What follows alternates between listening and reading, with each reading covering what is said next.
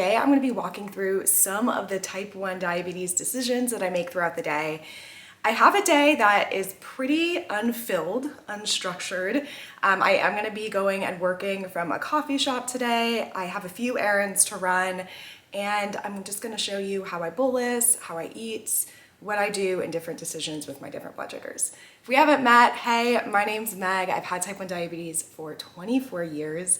I am a diabetes health coach, and I also have my master's in nutrition and food science, and I'm on my way to become a registered dietitian. I'm about halfway through my dietetic internship. So life is busy, which is why I haven't been doing as many vlogs as I used to, but I hope that I slowly will get back into it. So if there's any specific things that you guys want to see diabetes-wise, food-wise, nutrition-wise, let me know in the comments, and I'll be sure to make them over the next few weeks.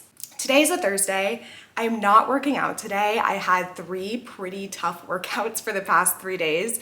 So I'm giving my body a break today. So I had a little bit of a slow morning, and my blood sugar right now is 80 going down. So I had breakfast about 30 minutes ago, an hour ago, and I think I gave myself a little bit too much for breakfast. So I'm going to treat this low that I think will happen, because I don't think that this is gonna stop. I'm just gonna have a small 12-gram snack. These are like my favorite. They are not too sweet. They're really easy to carry in bags. Obviously I'm at home right now, but if I was out, they're really easy to put in a pocket or in a purse, and they don't melt, which I think is like a very important thing about low snacks, is to make sure that they don't melt.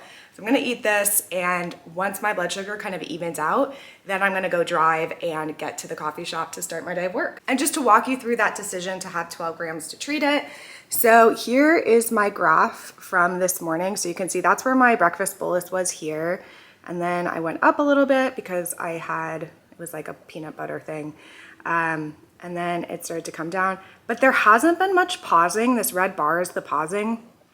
If this had been like red all through here, I think it might have evened out, but because I had just a little bit, maybe that's like 20 minutes of pausing, I don't think that that's gonna catch that 80 falling in time. So I'm gonna supplement with some of those carbs. Okay, so a few, maybe like 30 minutes after giving that little bit of a correction, and I'm at 100.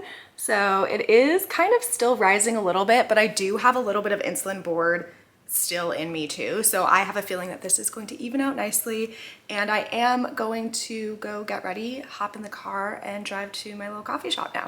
Okay, I am at my little coffee shop that I'm going to, and my blood sugar didn't end up evening out like I thought it was.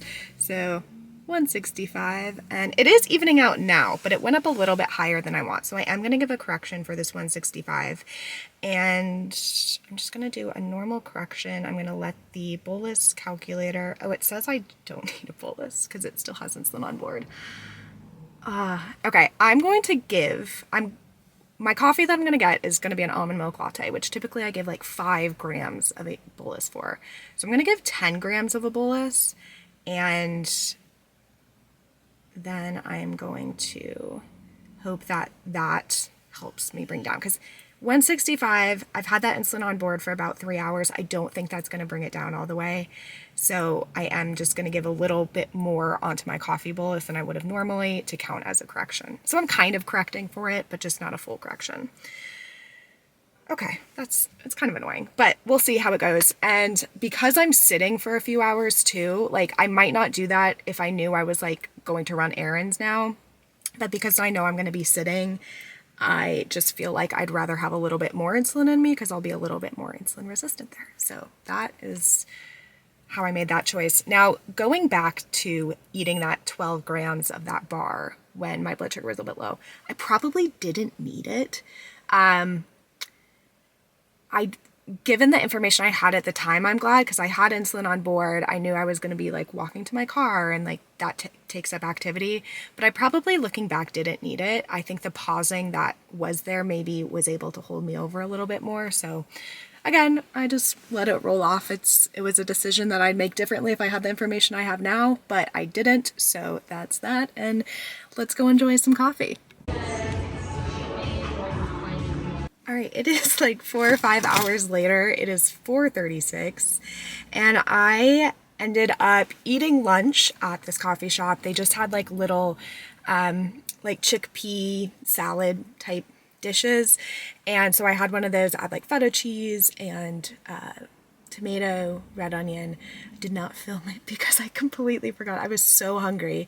But here is what my blood sugars are doing now. I'm at 134, and I did have a little bit of a rise. So I ate right around 2:30. And so I did have a little bit of rise from the lunch that I had. And now it's kind of evening out, and I think this will end up going back down, especially because I still have a little bit of insulin on board, and when I drive home, I'm going to have to walk a little bit to get to my apartment door. So I was gonna run errands today too, but I actually ran out of time. I just got in a work mode, which felt good. But so that is that's what my day has been so far. So a little bit up and down, but honestly not too bad. Been in range all day, so now I'm gonna head home and eat dinner, and I'll walk you guys through that process. In the like 15 minutes that I drove home, my blood sugar has gone from 130 to 108. So I'm very glad I didn't correct that. I guarantee this is because even though I ate at 2 and it's almost like 5, I was just sitting for that whole time in the cafe. So I feel like my insulin resistance was a lot higher. And as soon as I walked out to the car, which was, like a minute walk, that already started bringing it down. So that is kind of like where I'm always very aware of the insulin that I have on board before I go for a correction. Not that 130 is that high that I like need a correction for it. I probably would have given it if I didn't have that insulin on board, but that is exactly why I always look at that. It's about 5:30. My blood sugar is evening out nicely at 105. It just changed. And I'm gonna have a bit of a snack because I don't think I'll eat until about 7. And even though I loved my little lunch that I had, it wasn't the biggest lunch ever. So I'm going to have some hummus. I love just buying the little packs of hummus. First of all, you know exactly how many carbs are there. You don't have to measure it or anything. But also, I never can get through a big one by myself in 1 week because I don't eat it all the time. And I'm also going to have some crackers. These are the brand Crunch Masters, which I love. And I have this as a snack, just these hummus and crackers all the time. So I don't really like measure it out. I just know that how much insulin I need for this many crackers, which is typically what I eat, plus the hummus. And that is 30 grams. So that's what I do. And so I'm going to go ahead and give that bolus. And I'm not doing a pre-bolus because I kind of eat this slowly. I don't like eat it within 5 minutes. I'm gonna read my book and relax. 30 units, 30 grams. And here we go. Okay, making dinner now. It's about 7 o'clock. We have sweet potato fries, so I just cut them up and put garlic powder and paprika, salt, and some avocado oil on them, and I'm going to throw them into the air fryer. And I just use the French fry setting on the air fryer. I think it's like 350 or 380 for 20 minutes, and I like shake it halfway between. So I'm gonna have those as kind of my carb for the night. I also have veggie burgers, and these are my favorite veggie burgers ever.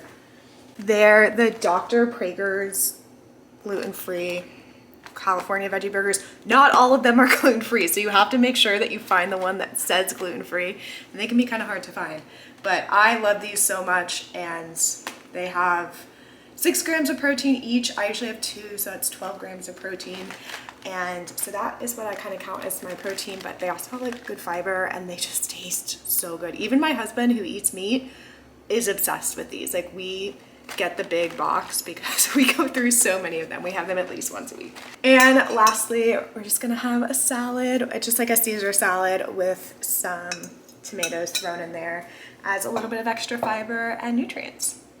I love really easy meals like this. Like it's literally cut up the sweet potato, put it in the air fryer, put the veggie burgers on the stove and mix together the salad. It maybe will take me 15 minutes total of like actual prep work. A little bit longer to cook just because of the potatoes, but so easy. And for the end of the week, I do not want to be cooking like a big meal like I do during the beginning of the week. So that is why I probably eat this once a week. Every time I record a vlog, I get to like 7:30 p.m. and I just cannot record myself anymore. So I did end up eating my dinner. I bolused 55 grams for it. So I had the two veggie burger patties. Those are about 15 net carbs each. I personally bolus for net carbs, so I subtract the fiber because that's how my insulin to carb ratio is, calculated.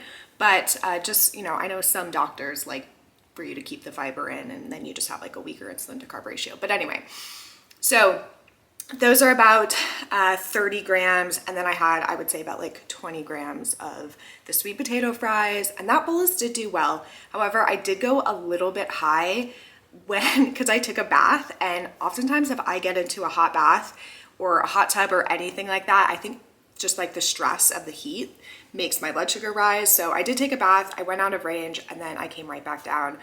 So overall, the whole day I was able to stay 96% in range, and I'm really happy with that. That's like a pretty standard day for me. I usually hover between like 92% in range and like 98. That'd be about my average. Of course, I have days where I'm lower than that, but this was a pretty average day for me. So thanks for coming along, and please be sure to like this video, subscribe to my channel. I'm planning on making a few videos of like my favorite breakfasts, my favorite lunches, my favorite snacks. So if you want to see those, let me know and I'll be happy to record them. And anything else that you want me to show you how I navigate diabetes with, I'm happy to. So thanks for being here.